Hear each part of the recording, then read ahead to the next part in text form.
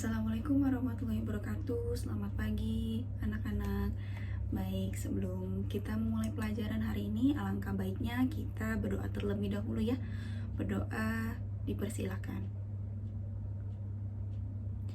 Baik, di sini sebelum kita memulai pelajaran, Ibu akan menginformasikan bahwa untuk hari ini kita akan membahas yaitu mata pelajaran ekonomi pembangunan, yang dimana di sini akan kita bahas yaitu bab yang berjudul transformasi struktural.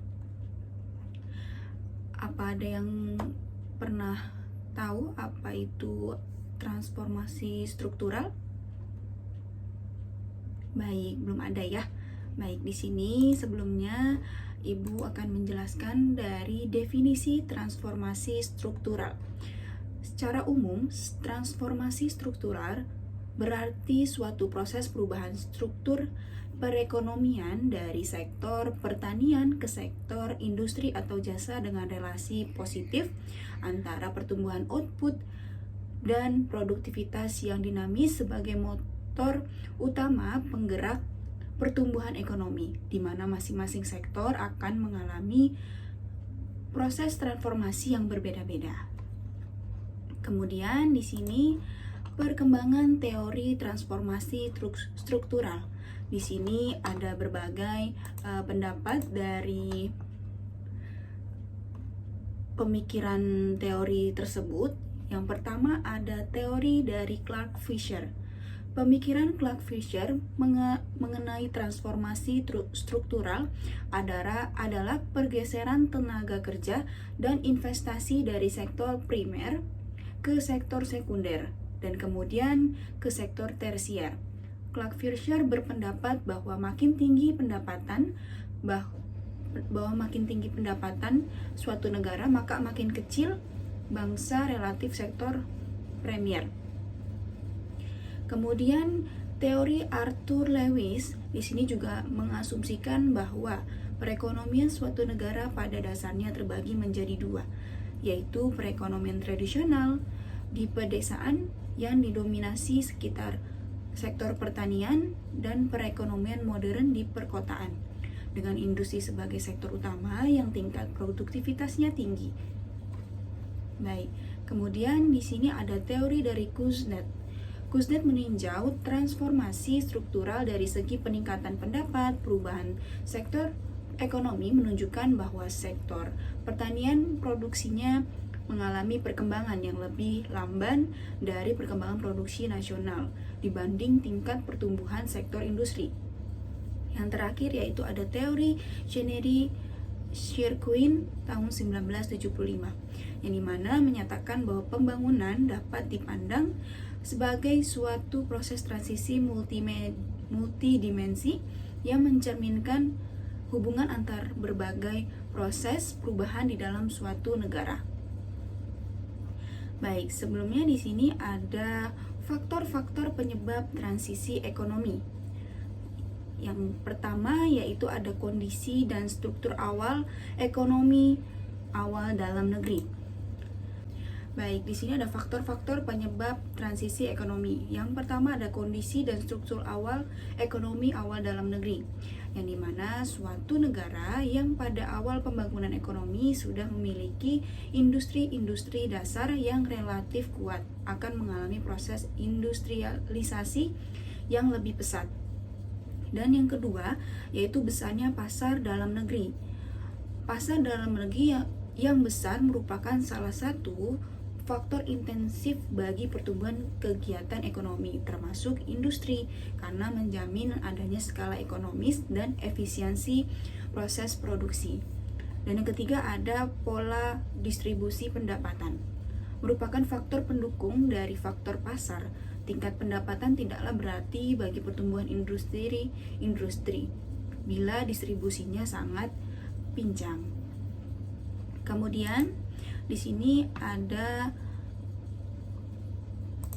faktor penyebab perubahan struktur ekonomi. Yang pertama ada faktor internal. Dari faktor internal, dari sisi permintaan agregat, faktor yang sangat dominan adalah peningkatan tingkat pendapat rata-rata masyarakat yang perubahannya mengakibatkan perubahan dalam selera dan komposisi barang yang dikonsumsi. Kemudian ada juga dari sisi penawaran agregat.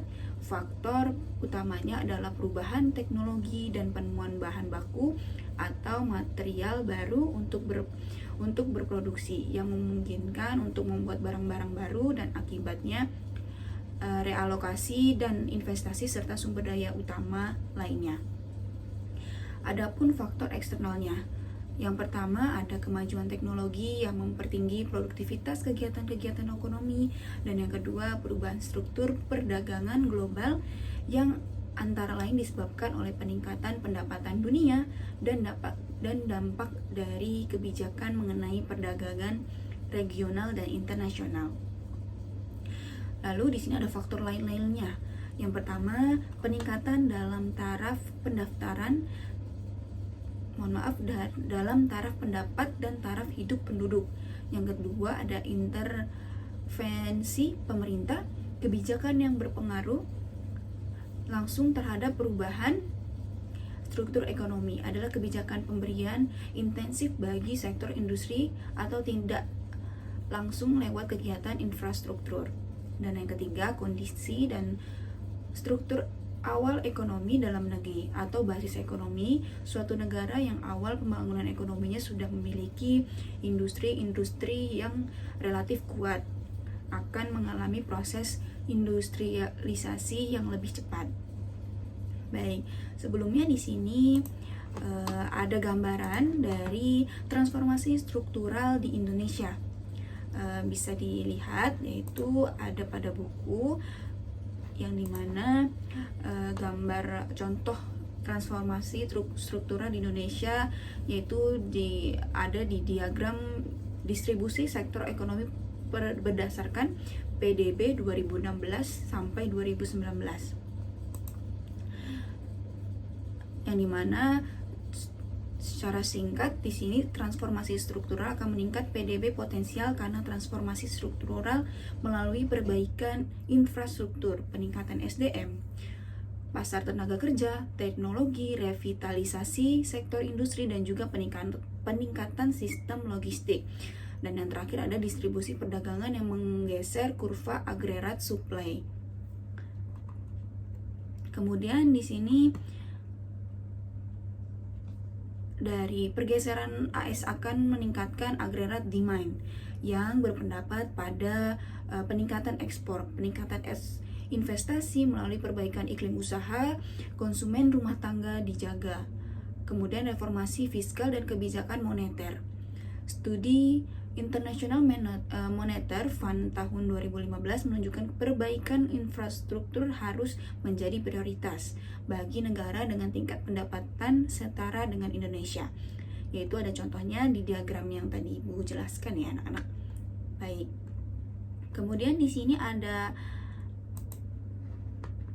Ibu akan menjelaskan, yaitu ada arah dan kebijakan transformasi struktural Indonesia, yang dimana pemerintah telah menerapkan arah dan kebijakan dalam infrastruktur untuk mendukung pembangunan ekonomi yang optimal. Yaitu ada di sini arahan dari kebijakan sektor perdagangan jasa dalam transformasi struktural yang tertera ada pada tabel, yang dimana dari kebijakan untuk kondisi saat ini perdagangan itu yang dimana ekspor non migas didominasi oleh produk berbasis komoditas, dan yang kedua ada ekspor produksi manufaktur didominasi oleh produk berteknologi rendah dan menengah, dan yang ketiga ada ekspor jasa belum memberikan kontribusi terhadap kinerja ekspor. Yang keempat, pasar ekspor terkonsentrasi di pasar tradisional. Yang kelima, ada belum seragamnya prioritas dan kesiapan masing-masing sektor dalam menghadapi isu global. Yang keenam, ada tingginya disparitas harga barang kebutuhan pokok terutama antar wilayah. Dan yang terakhir, ada yang ketujuh, masih rendahnya pemanfaatan teknologi informasi untuk mendukung daya saing perdagangan dalam negeri. Ada juga konsumen belum berdaya. Yang terakhir, aktivitas perdagangan dalam negeri yang masih terkonsentrasi di wilayah Jawa. Itu pada bagian perdagangan, dan di sini ada bagian jasanya. Yang bagian jasa di sini masih memprioritaskan sektor jasa dalam upaya transformasi struktural. Yang kedua, memperhatikan kebijakan industri sektor jasa pendukung Internet of Things, Artificial Intelligence, Human Machine Interface dan juga teknologi robotik dan sensor serta teknologi 3D printing.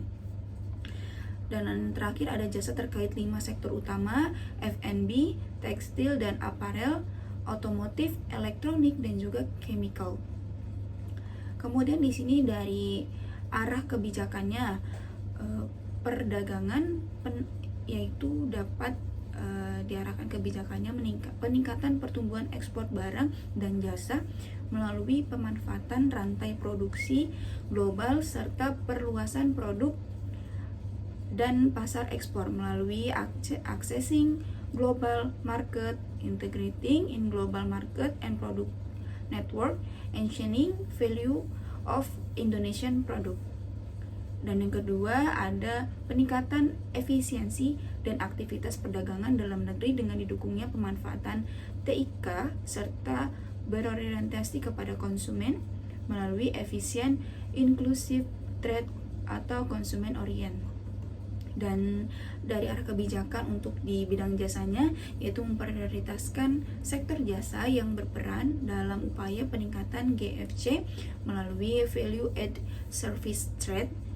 Yang kedua ada prioritas diberikan pada sektor jasa untuk meningkatkan current account surplus atau pariwisata dalam pariwisata dan konstruksi dan mengurangi current account defisi atau transportasi. Kemudian di sini setelah Ibu jelaskan dari materi transformasi struktural tersebut, dapat disimpulkan bahwa pemerintah Indonesia sedang mengusahakan pencepatan proses transformasi struktural meskipun banyak kendala yang menyebabkan lambannya proses ini terwujud. Hal ini dapat dilihat dari proses pembangunan ekonomi di Indonesia di semua sektor, yaitu dari sektor pendidikan, kesehatan, migrasi, tenaga kerja, teknologi, pembangunan infrastruktur, dan kelembagaan. Hal ini juga ditandai dengan terciptanya pertumbuhan ekonomi. Namun, tentu pertumbuhan ekonomi bukan merupakan tolak ukur kesejahteraan suatu negara, tetapi pertumbuhan ekonomi harus disertai dengan pemerataan pembangunan sehingga tidak terjadinya ketimpangan pendapatan atau kesenjangan sosial. Perubahan struktur bagi negara berkembang seperti Indonesia memasuki tahap awal pembangunan yang harus mengalami proses yang lebih lanjut dan terus-menerus. Transformasi struktural dari sektor tradisional ke sektor modern harus lebih ditingkatkan, yaitu dengan pengembangan teknologi untuk pembangunan daerah dan infrastruktur serta pemberdayaan SDA dan produktivitas SDM.